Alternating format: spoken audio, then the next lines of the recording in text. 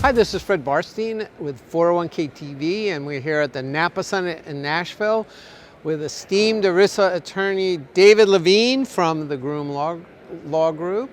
And I wanted to, while we had him, ask him a few questions now that the DOL conflict of interest rule is hot off the presses. What are the one or two things that plan sponsors should really be paying attention to with this new rule? Plan sponsors Fred, that's a great question. At this point, plan sponsors, I'm going to give a couple things if I may. Sure. The first thing is the word I like is breathe, because the world is going to change a lot for a lot of the service side of the retirement world in the next year. So what's going to change is going to be evolving. Right. So if anybody comes to you and says you must change immediately today, you can step back and think for a minute because we have a little bit of time. But what's going to change? Your relationship between your service providers might really change. That's number one.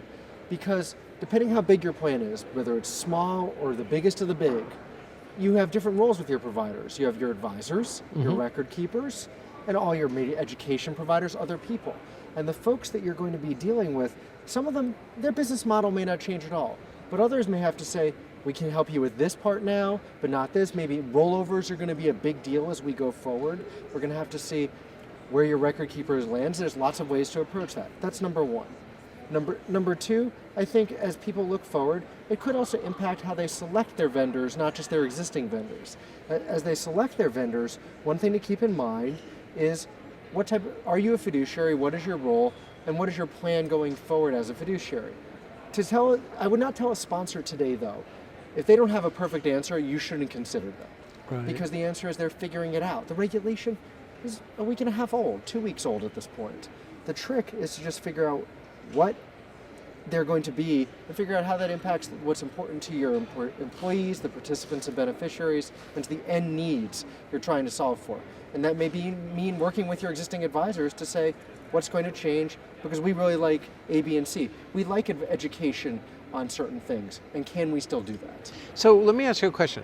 With the new rule, does it mean that plan sponsors have to hire a fiduciary to be their advisor? The new rule does not officially say you have to hire a fiduciary to be your advisor.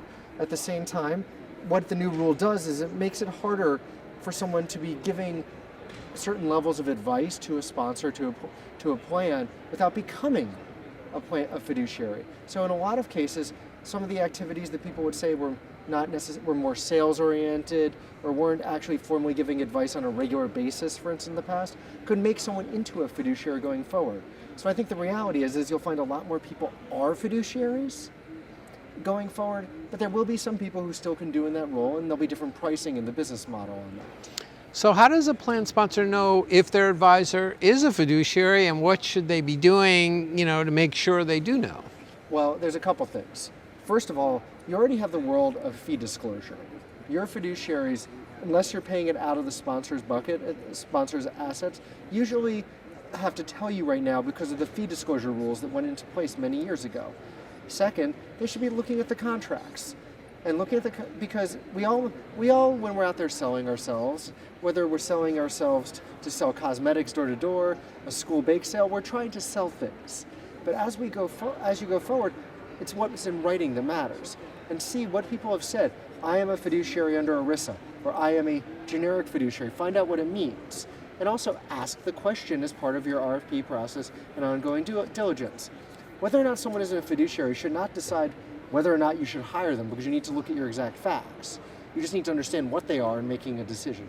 ERISA, all the laws governing your 401k plan are not about making the perfect answer every time. It's just trying to do right and having a good process. So when your clients come to you and say, David, what should I do now? And if the answer is, you don't have to do anything yet, when should I be really looking at this more closely, when I'm going to have to take action? These rules kick into place April 10, 2017, Fred. So in my mind, do you need to ask today? No.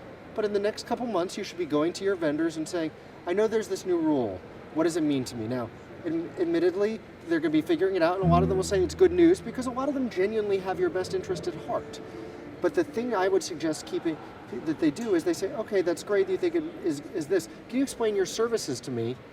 and how you think these are affected by what these rules changes are or not. And then whether you have the expertise in house, whether you have used tools on the internet, whether you use something like 401k TV to learn more about what you should be looking for, go through the steps and start evaluating. You could do it yourself, you could hire an outside advisor. There's a lot of ways you can approach it. So I know this is a dangerous question to ask a lawyer, but should these plan sponsors really be hiring a lawyer to look at these relationships? Is it required? You can make the joke that everybody should hire a lawyer because, well, everybody likes to make fun of us.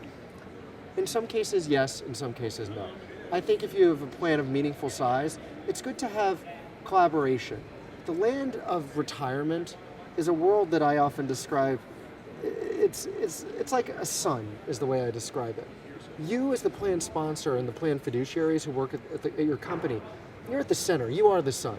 You've all got all these spokes. You've got a record keeper. You've got an advisor. You've got your attorney. You've got your auditors. You've got all these people. And really, they should all work together. Does everybody do a little bit of each other's job sometimes? Yeah. I think lawyers can play a role in this, but do you need to have them for every turn in the road, especially if you're a smaller business? No, but it's nice to have if you want to dot all the I's and cross the T's. An advisor can do a lot of this. You can rely on your record keepers to provide you a lot of information. But can you build the right team based on your philosophy of how you run your business, how in the weeds you want to get, and sort of compliance-wise to get the answer? Yes, it's great to have a lawyer to answer your question, but I think that it should be everybody working for the end of supporting the end client, Right. not necessarily saying you must have a lawyer. Although I won't complain if someone would like to have a lawyer. Very good.